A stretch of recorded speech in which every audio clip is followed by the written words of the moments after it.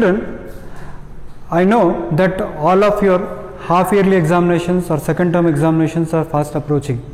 Whether it's your half yearly examination or whether it's your first term examination, whether it is a periodic test or two, or whether it's your board examination also. From today onwards, I am going to start a short series, and that short series contains all the tips and techniques to handle a particular chapter of class 10 standard.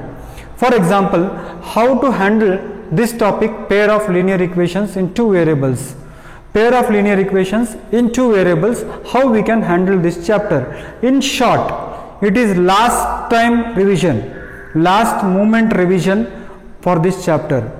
I cannot say you can prepare with this, but suppose if you have prepared everything for the examination and shortly you are going to enter the examination hall, or in few hours you are going to enter the examination hall, then this type of revision will be pretty handy for you. इस type का revision आपको, इससे पूरा chapter complete नहीं होगा, मगर आपने अगर पूरी तरह से तैयारी कर ली है और आप एग्जामिनेशन में जाना चाहते हो तो उस समय ये टेक्निक्स आपके काम आएगा.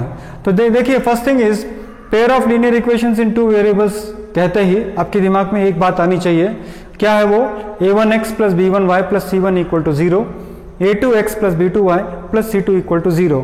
इसको कहते हैं pair of linear equations in two variables. पहली बात जो आपके दिमाग में बिल्कुल साफ होनी चाहिए. First thing that should be very clear in your mind. Second thing is, when we talk of equations we have to talk of solutions. जब हम इक्वेशंस के बारे में बात करते हैं तो सॉल्यूशंस के बारे में बात करते हैं. तो in context with this chapter, इस चैप्टर के अंदर solutions are of graphical methods and by algebraic method. किसी भी पेयर ऑफ लीनियर इक्वेशन को आपको सॉल्व करना है तो ग्राफिकल मेथड है और अलजेब्राइक मेथड है.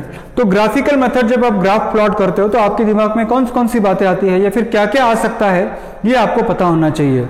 तो क्या हो सकता है उसके अंदर? इंटरसेक्टिंग लाइंस हो सकता है. इंटरसेक्टिंग लाइन यानी when you draw the pair of equations on the graph, then आपको इंटरसेक्टिंग लाइंस आ सकता है. दोनों लाइंस एक दूसरे से जुड़े हुए आ सकते हैं और उसको हम बोलते हैं कंसिस्टेंट बोलते हैं.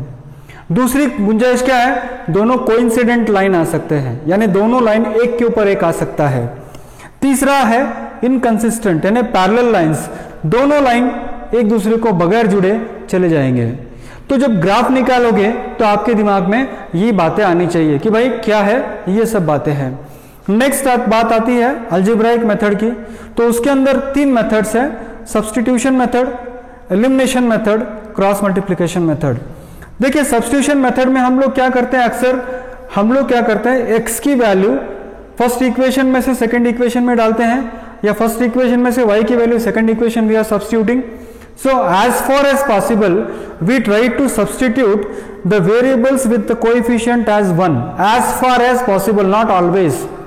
तो सब्स्टिट्यूशन मेथड का मतलब आपके दिमाग में क्या होना चाहिए, भाई पहले इक्वेशन में से x की वैल्यू सेकंड में डालना है, या पहले इक्वेशन में से y की वैल्यू सेकंड इक्वेशन में डालना है, या सेकंड इक्वेशन में से x की वैल्यू फर्स्ट इक्वेशन में डालना है, या सेकंड इक्वेशन में से y की वैल्यू फर्स्ट इक्वेशन में डालना है. तो सब्स्टिट्यूशन मेथड के अंदर ये सारी बातें आपको याद रखनी है. एलिमिनेशन मेथड के अंदर क्या करना है? एलिमिनेशन मेथड के अंदर हम क्या करते हैं, अक्सर we try to eliminate either x और we try to eliminate either y. तो अगर x एलिमिनेट करना है तो दोनों इक्वेशंस के अंदर x का कोएफिशिएंट इक्वल करते हैं, या दोनों y एलिमिनेट करना है तो दोनों इक्वेशन के अंदर y का कोएफिशिएंट इक्वल करते हैं. अगर वो मल्टीपल है, if it is a multiple then okay, if it is 4 then 2 2 जा 4, 2 और 4 है तो 2 2 जा 4. अगर मल्टीपल्स नहीं है, to make the coefficients equal हम लोग अक्सर क्या करते हैं, we make the coefficients equal and if required to eliminate the common coefficients we change the sign. if required, अगर जरूरत है तभी हम साइन चेंज करते हैं, जरूरत नहीं है तो हम साइन चेंज नहीं करते हैं. तो ये है एलिमिनेशन मेथड के बारे में. नेक्स्ट क्या आता है, क्रॉस मल्टीप्लिकेशन मेथड के बारे में. इस साल it is not in your syllabus, so I don't want to talk more about it. तो ये हो गया first thing, linear equation in two variables की जब भी बात आएगी तो you should know what is a linear equation, then you should know what is graphical method, then you should know there are intersecting lines, coincident lines and then inconsistent lines. Algebraic method means what? Substitution method will be there, elimination method will be there, cross multiplication method will be there. Now conditions for solubility, ये भी एक important बात इस topic के अंदर आता है, and that condition is what? Consistent अगर होता है इक्वेशन तो a1 by a2 is not equal to b1 by b2 and we call it as intersecting line, या इसको हम कहते हैं यूनिक सोल्यूशन. तो याद रखना है आपको कि if a1 by a2 is not equal to b1 by b2 then we say it is consistent equation. Next आता है इनकंसिस्टेंट इक्वेशन. उसके अंदर क्या होता है? a1 by a2 is equal to b1 by b2 but is not equal to c1 by c2. तो ये है कंडीशन फॉर पैरेलल लाइंस. और जब लाइंस पैरेलल होते हैं बच्चों तो सॉल्यूशन का सवाल ही पैदा नहीं होता है, तो इसको हम कहते हैं इनकंसिस्टेंट. इनकंसिस्टेंट में क्या होता है? पैरेलल लाइंस होता है, कोई सॉल्यूशन हमको नहीं मिलता है. तो नेक्स्ट आता है डिपेंडेंट कंसिस्टेंट. डिपेंडेंट कंसिस्टेंस के अंदर क्या होता है? All the three are equal, all the three ratios are equal. That means what? a1 by a2 is equal to b1 by b2 is equal to c1 by c2. That means coincident line and it has many solutions. So my dear children, in the next video I will be talking about how to tackle the difficulties that you face in word problems and then how to handle the topics like quadratic equations, algebraic expressions and coordinate geometry in a simple way. So what I advise you children is you keep this chart, you take a snapshot of this chart, take a printout of it and save it somewhere in your notebook.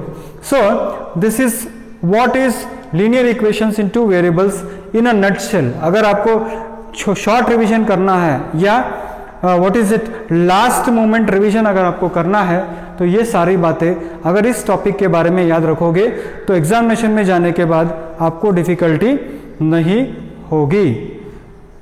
So I hope you like this video. Whatever your comments are there, you can just share your comments in the comment box. Thank you.